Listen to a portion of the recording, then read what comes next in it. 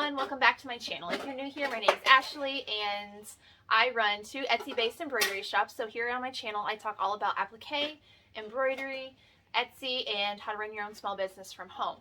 So today I'm going to bring you guys along for a tutorial. I'm going to be using my brother's 6 and 10 needle machines to show how to make these cute little in the hoop pocket shirts.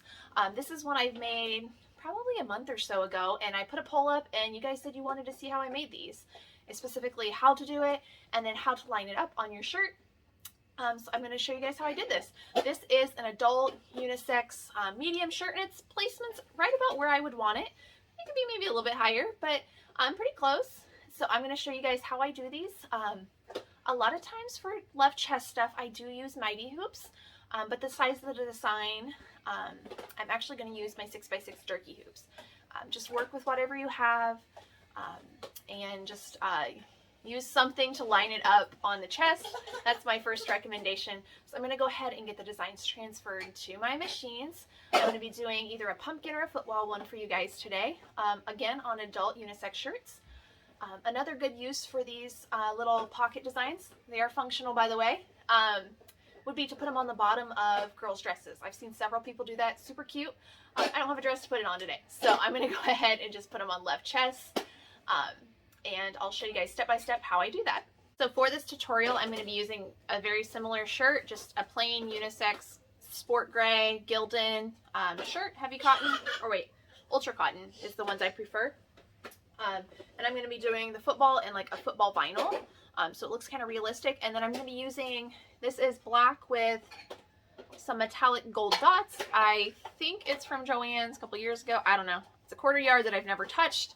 Our local school colors are black and gold, so I thought that'd be kind of just a nice thing to use for the pocket.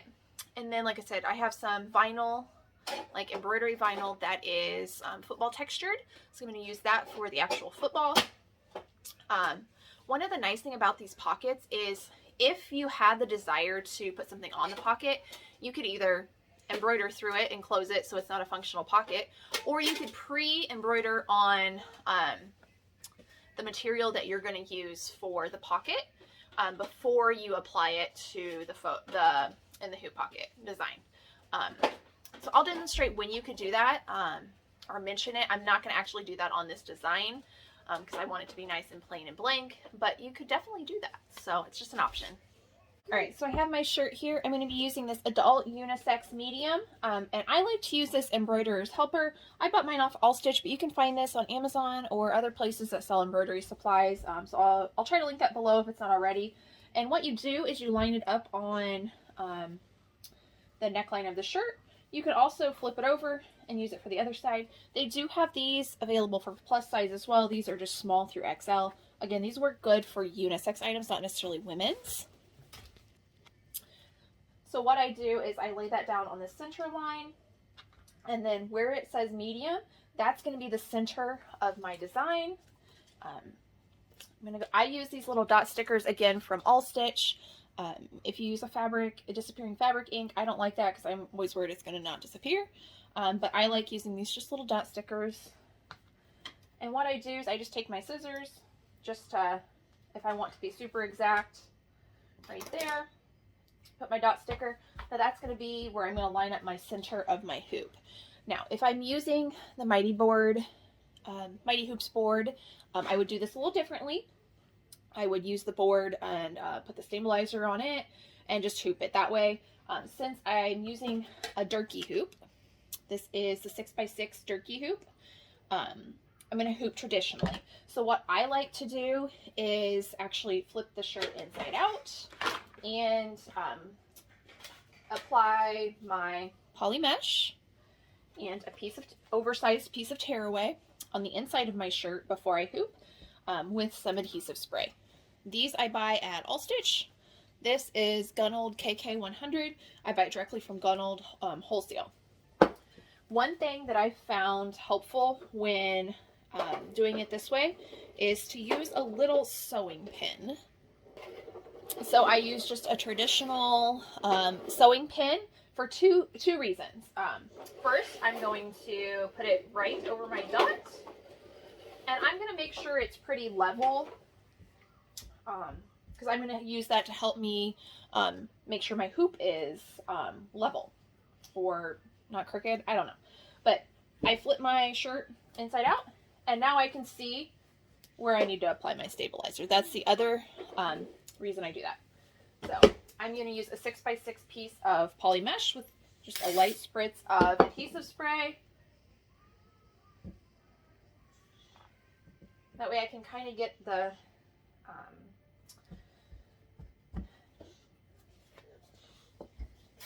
everything kind of centered for the hoop, so I'm not stitching off of that on accident. All right, that's applied. I smooth it back out. Again, make sure my shirt's nice and straight. Take the bottom, tighten it, hoop, place it inside. I do try to place this pretty close to where I need it and pretty straight to start with. And you can kind of feel, I also kind of peek in the neck hole. And then I use the top frame. I do have marks on mine. They're kind of fading now, and permanent marker on where center is, just to help me. And I also have it on here. I can still see that one. That one's worn off over the years. And then I just kind of pull both the shirt and the stabilizer, kind of everything.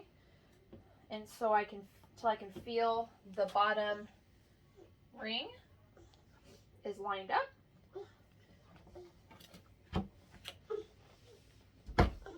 Go.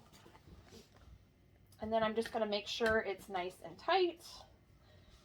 And then I can go ahead and remove my pin at that point. And I leave my dot sticker on there until I get it over to the machine in case I need to make a minor adjustment. Like it looks like it may be just off center, just a tiny bit to the left side of the hoop. All right, so we're picking up where we left off yesterday with making this pocket shirt. I'm going to go ahead and I transfer mine from my computer. Otherwise, if you do a USB, you'll just select the USB option. We're going to do the football pocket today. I am going to do, I like to set my colors here first.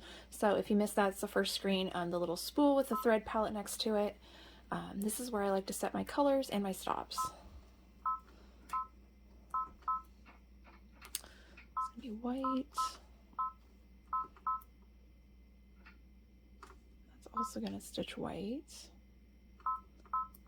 Then it's going to do the satin stitching for the actual football. Then it's going to go into the pocket after that. I'm going to do the pocket black. I want it to stop. And then the final one. All right. So there we are. We are all set with all our stops and colors. I'm going to click End Edit. I click this button down here at the bottom. It's where your needle position is. When you first start any of the machines, it's going to use needle 1. And then going forward, when you start a new design, it's going to use the last needle that was previously used on the previous design. So I'm going to set that to the center of the design, and I'm going to bring my hoop over and put it on the machine. So before I even started, I've already changed my mind. I went and did the pocket in gold instead of black. I use my fast rings a ton, so I'm just going to pop that off. And then, like I said, I'm going to be using a Durkee 6x6 hoop. So I'm going to go ahead and slide that on. I do it through the neck hole, just making sure that this is not going to be stitched through. Make sure it's down underneath the arm. The nice thing about the Durkees compared to the Mighty hoops is you don't have to move the actual arm in. If you use the 5.5 inch, you have to always move the arm in, and I don't know why, I just don't like doing that. So on my 10 needle and on the older 6 needles, there's no laser. So one of the quick tips that I like to do to see exactly where you can pull your needle down and kind of get an idea, but if you hit lock and the scissors, it drops that needle down and you can see exactly, even closer than the laser, where your center point's going to be, or if you're looking like off to the side or somewhere. So I'm going to move that just a tiny bit to the right, which is what I thought it would be when I hooped it. I was not 100% center, but vertically it is centered. So we're good to go there. I'm going to take my dot sticker off, go to my sewing screen, and then it's going to prompt me to change 2 of my thread colors to the brown and the gold color. So my thread colors are all changed on the machine. It's ready to stitch. I'm going to go ahead and just quickly do the two first applique parts for the football. That's just like doing a traditional applique. It's going to run your placement, put down your fabric, run the tack down, stop, trim, and then proceed to the next one. So I'm going to let that run, and then I will pick back up when we are ready to do the actual pocket portion. So while the machine is doing the satin stitch part on the topper for the football, I'm going to go ahead and get my pocket actually prepped. There's a couple ways you could do this. Now, I'd mentioned earlier that if you want to do any type of design, like monogram, name, etc. on your pocket, you're going to want to do it now while it's still on just the blank fabric versus after it's already made into the pocket on the shirt. So that way you're not stitching through and through the pocket. So I looked up the dimensions on this pocket. I'm using the 3.5 inch size. So I'm going to make mine about 7 inches because we're going to double the fabric over. In length, and then in width, I only need, it was about 3.5, so I'm going to cut 4 inches. I like to give myself plenty of extra fabric just in case. Have some extra wiggle room, but not overuse and waste fabric either. So next what I'm going to do is take my piece of fabric that I'm using for the pocket over to my ironing board, and I'm going to just iron it straight first because mine has a crease, but then I'm going to iron it in half, make sure the bottom matches, to put a nice solid crease in the top of my fabric. This is going to be the top of our pocket. Now alternatively, we could have cut it in half and you could have just, you know, hemmed on a sewing machine the top pocket. I don't like to sew. I want to do it all in the hoop, so I'm just going to use the fabric. I'm going to double it over and then use that as my applique piece down on my fabric. So now we're here at my pressing mat, and I've pressed my fabric flat. You have really a couple options right now. If you use some sort of interfacing or heat and bond, if you want to adhere like the double part of the pocket to itself, you can. I don't. But the thing to remember is you do not want heat and bond light on what's going to be the back of your pocket, because that will adhere it to the actual shirt. And in this case, we actually don't want that to happen. So I have lined up my bottom here. And I'm going to go ahead and press the top of my pocket now.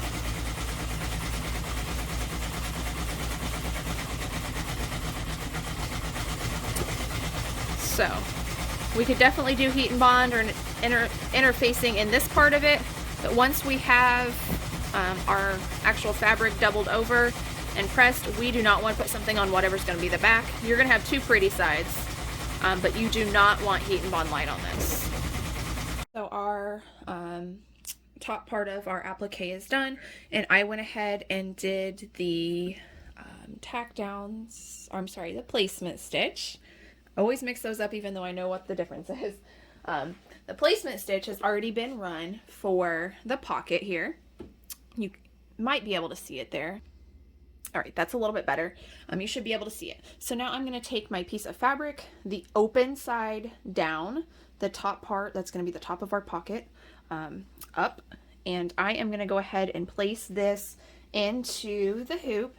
And now the key here is to make sure it overlaps on both sides for now, but you also want to make sure it overlaps on this satin stitch at the bottom of whatever design's up here. So in this case, the football. So I want it to hide that bottom satin stitch, not by a lot, just barely, so it just barely covers it. And then you want to make sure both layers of your fabric are down and covering the bottom part of your pocket. Now, something I didn't mention on these pockets is they come in several different shapes. I chose the one with a pointed bottom.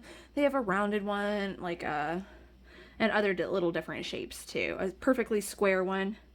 So I'm just kind of going off feel because I can feel that satin stitch there. That should be good. I'm going to go ahead and run the tack down stitch now.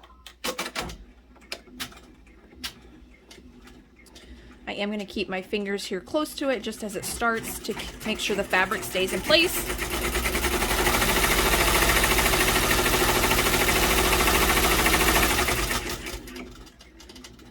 Just like that.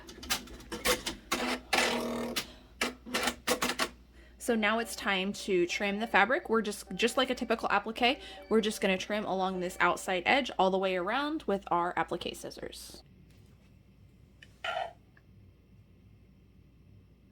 You want to make sure you're trimming through both pieces of the fabric. And I do still, just like with a regular, any type of satin or applique, I do still try to get as close to that line as possible to make sure my satin stitches do cover that, but not enough where it's going to cut the tack down stitches. It's a little bit trickier with 2 layers of fabric.